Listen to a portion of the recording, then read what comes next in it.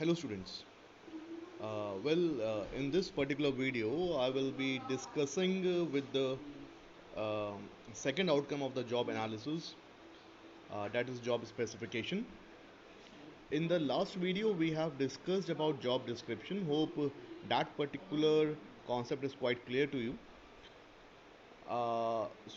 Moving towards job specification, what is job specification is all about? See, in an organization, every employer wants to hire a appropriate person for an appropriate position. Now when we talk about an appropriate person, what does that mean? Appropriate person means a person having a minimum acceptable human qualities necessary to perform a given job.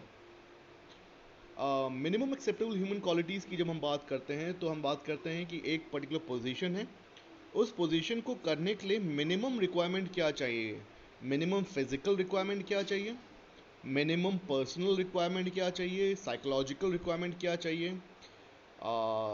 Weather person is responsible enough to handle all those task, ये requirement होती है. उसकी minimum qualification क्या चाहिए academically, and उसको minimum experiences कितना होना चाहिए. तो जब हम एक इंडिविजुअल के पॉइंट ऑफ व्यू से बात करते हैं जो कि पर्टिकुलर जॉब के लिए अप्लाई करने जा रहा है, एंड उस अप्लाई करने से पहले वो अपने आप को मैचअप करवाता है with the written statement of the organization that is being required by the organization from the employee, कि अप्लाई करने से पहले ये आप देख लीजिए कि आप में वो सारी मिनिमम रिक्वायरमेंट है कि नहीं है. तो it is a written statement which describes the minimum acceptable human qualities necessary to perform a particular task is called your job specification. जब हमने जॉब डिस्क्रिप्शन की बात की थी, हमने जॉब के बारे में बात करी थी. जब हम जॉब स्पेसिफिकेशन की बात कर रहे हैं, हम ह्यूमन रिसोर्स के बारे में बात कर रहे हैं कि उसमें क्या स्किल्स होनी चाहिए, क्या उनके ट्रेड्स होने चाहिए, कैसी उनकी पर्सनालिटी होनी चाहिए. So this is your job specification. As the definition suggests, a job specification is a statement of the minimum acceptable human qualities necessary to perform a particular job.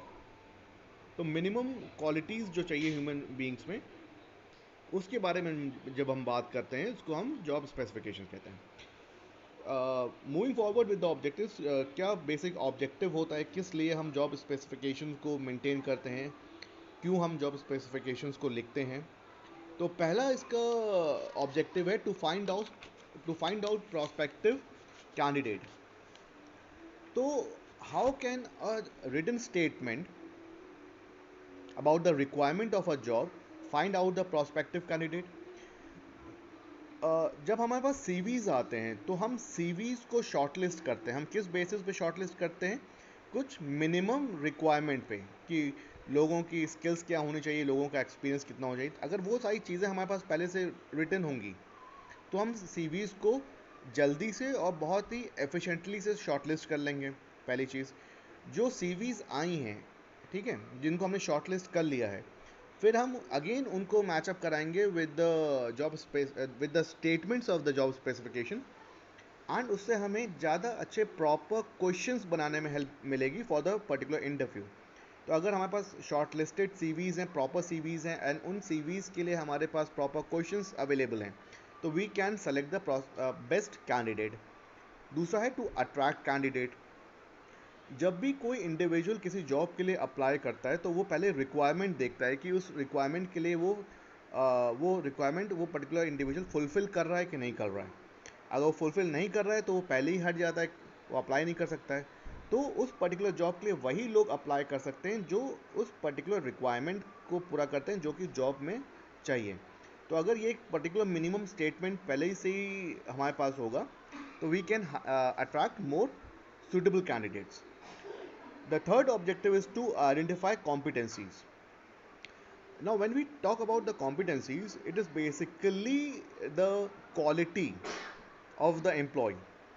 ठीक है, यहाँ पे हम दोनों पर्सपेक्टिव देखते हैं, एम्प्लॉय का पर्सपेक्टिव एंड हम एम्प्लॉयर का पर्सपेक्टिव देखते हैं. जब हम एम्प्लॉयर के पॉइंट ऑफ व्यू से बात करते हैं तो employer can identify the exact duties of the employees, कि अगर उसके पास रिटन स्टेटमेंट है in the form of job specification तो वो ये आइडेंटिफाई कर सकता है कि एग्जैक्टली एम्प्लॉय को करना क्या है इन द ऑर्गेनाइजेशन। अगर बीइंग एन एम्प्लॉयर, मैं एम्प्लॉयर हूँ, मेरे पास कोई भी स्टेटमेंट नहीं है कि मेरे सबॉर्डिनेट्स को करना क्या है, तो मैं कैसे आइडेंटिफाई करूँगा कि क्या वो काम सही कर रहे हैं कि गलत कर रहे हैं।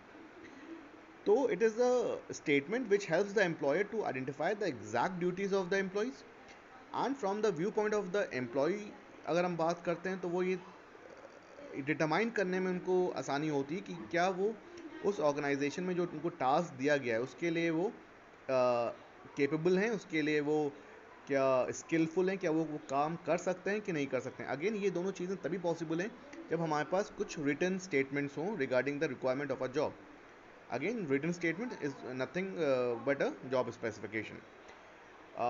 The fourth main objective of the job specification is to eliminate discrimination. अगर एक पर्टिकुलर जॉब के लिए हमने दो लोगों को हायर किया हुआ है तो दो लोगों को हम हायर करेंगे ऑन सर्टेन बेसिस। वो बेसिस होंगे स्किल्स, वो बेसिस होंगे एक्सपीरियंस, वो बेसिस होंगे उनकी एजुकेशन क्वालिफिकेशन, जो चीज़ पहले से ही मैंशनड है इन अ रिटन स्टेटमेंट। अगर हम किसी को ओवरलुक करके, वो रिटन स्टेटमेंट्स को ओवरलुक करके हायर कर लेते हैं तो it will be a loss of opportunity for the second person जो कि सारे क्वालिफिकेशंस को पूरा करके, सारे रिक्वायरमेंट को पूरा करके आया हुआ है, जिसको जॉब मिली है। एंड जो फर्स्ट पर्सन है जो कि अपने रेफरेंस बेस पे या जो जिसके रिक्वेस्ट पूरे नहीं थे वो उसको जॉब मिल गई। इन दैट पर्टिकुलर केस तो हम कह सकते हैं कि ये एक अनइक्वल अपॉर्चुनिटी होती है। लेकिन अगर दोनों एम्प्लॉयज़ अपने स्किल्स, अपने एक्सपीरियंस एंड अपने क्वालिफिकेशन के बेसिस पर हायर हुए हैं तो वहाँ पे जो एलिमिनेशन है, जो डिस्क्रिमिनेशन है, उसको हम एलिमिनेट कर देते हैं। तो this is the second outcome of your job analysis. Hope the things are getting clear to you. Thank you.